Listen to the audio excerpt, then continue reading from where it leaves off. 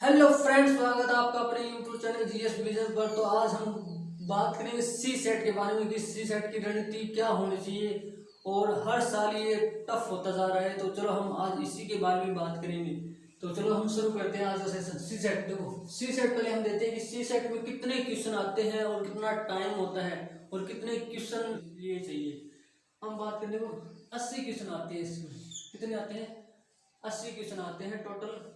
और 2.5 नंबर का एक क्वेश्चन होता है, ठीक है। 2.5 नंबर का एक क्वेश्चन होता है और टाइम कितना होता है हमारे पास? 2 घंटे होते हैं टाइम। और हमें कितने चाहिए? हमें 66 नंबर चाहिए, मतलब 33% के आसपास हमें इसमें नंबर चाहिए।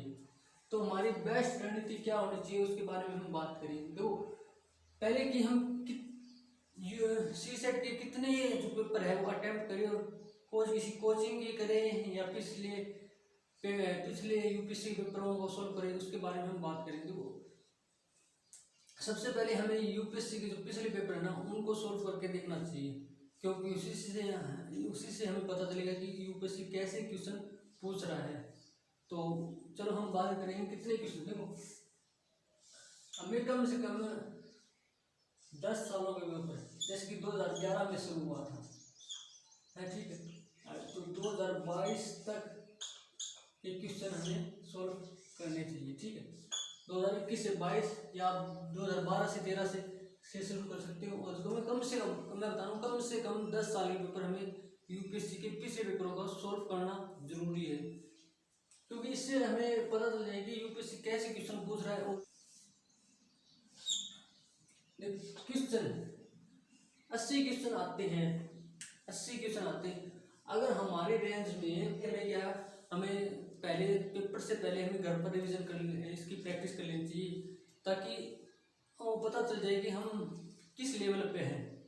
तो कम से कम हमें इनसे पता चल जाएगा, पिछले पेपरों से हमें पता चल जाएगा कि हमारा लेवल कहाँ है, कौन सा सब्जेक्ट हमारा वीक है, हम किस में ज़्यादा कंफर्टेबल महसूस करते हैं। अगर जिसका मैथ और रीजनिंग अच्छा है तो उसको तो डरने की बात है नहीं, और जिसका थोड़ा मैथ वीक है और रीजनिंग भी सही है ना तो उसको भी डरने की बात नहीं है।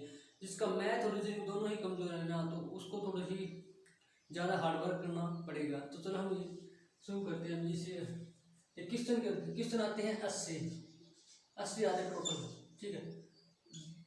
20 क्वेश्चन तो ऐसे हैं जिससे वो हमें हाथ ही नहीं लगाना है, ठीक है।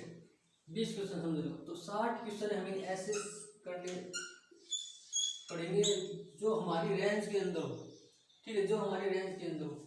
इसमें कौन कौन से रहेंगे? देखो जिसमें पैसेज रहेगा हमारा, मैथ रहेगा हमारा और रीजनिंग रहेगा हमारा, ठीक है। करेंगे कि पैसेज और मैथ के और रीजनिंग के कितने क्वेश्चन हमें सॉल्व करने चाहिए, हम बात करेंगे। देखो जैसे कि कंप्रीहेंशन की अगर बात करें, पैसेज जो आता है उसमें 25 से 30 क्वेश्चन के आसपास आते हैं, 25 से 30 क्वेश्चन के आसपास आते हैं। अगर हम इसमें से 15 से 16 प्लस कर लेते हैं, सही टोटल करेंगे हम, टोटल 25 से 30 क्वेश्चन आएंगे, जितने भी आएंगे कंप्रीहेंशन के, जितने भी आएंगे जो पैसेज आएंगे वो हम टोटल करेंगे, ठीक है। वो हम टोटल क्वेश्चन करेंगे, उसमें से कि 15 से 16 हमारी प्लस होना चाहिए, ठीक है। अब बचे 12 से 13 क्वेश्चन और बचे, वो क्वेश्चन हम इनमें से देखेंगे। देखो इनमें से अगर इसमें से मैथ में से हमारे 7 क्वेश्चन और ठीक हो जाते हैं, 7 क्वेश्चन इसमें ठीक होते थे तो हमारे पास पासिंग मार्क आ गए। तो थोड़ा इसको समझना चाहिए हमें, ठीक है।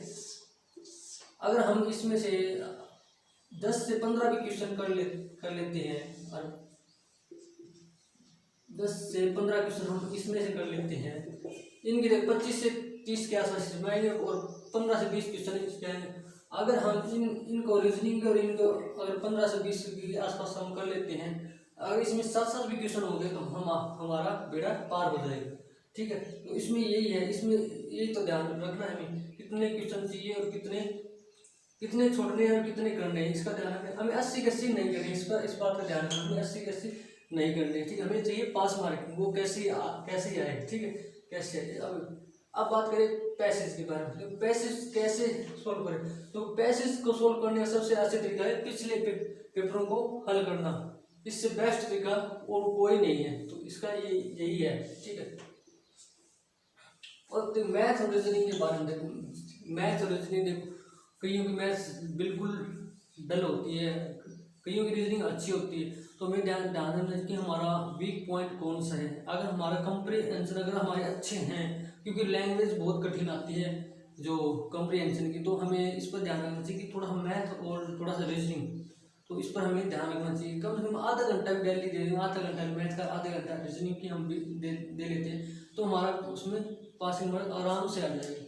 तो इसमें यही है। अगर हम बात करेंगे टॉपिक्स पर भी बात करेंगे, मैथ के कितने टॉपिक करेंगे इसके, और रीजनिंग के कितने टॉपिक करेंगे, जो बेस्ट इंपॉर्टेंट क्वेश्चन रहे टॉपिक रहेंगे हमारे, तो हम अब इसी पर बात करेंगे।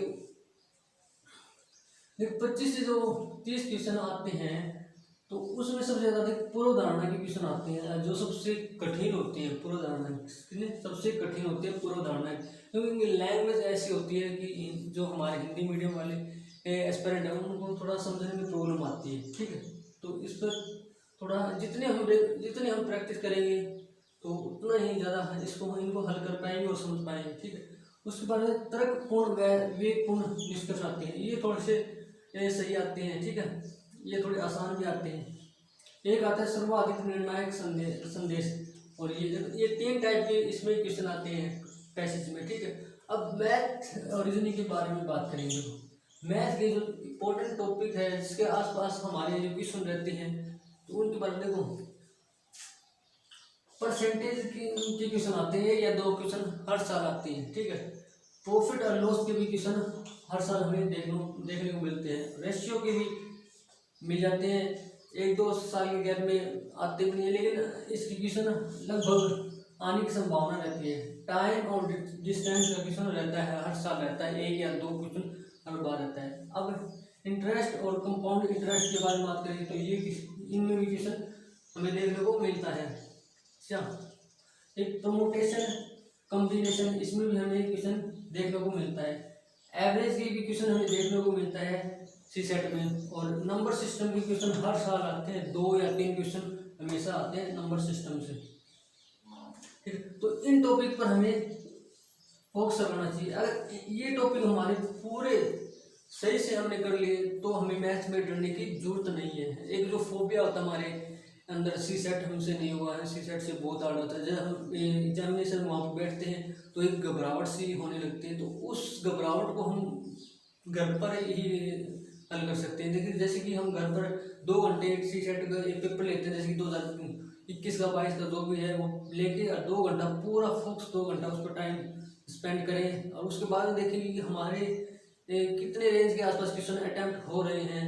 तो जो फोबिया है वो हम यहीं पर मिटा लेंगे। ठीक है, तो वो हम यहीं पर घर पर मिटा सकते हैं। तो कम से कम 10 से 11 साल के हम अगर हमने पेपर कर लिए, तो जो एग्जामिनेशन में जो हमारा फोबिया, वहाँ पर जो डर है वो मिट जाएगा।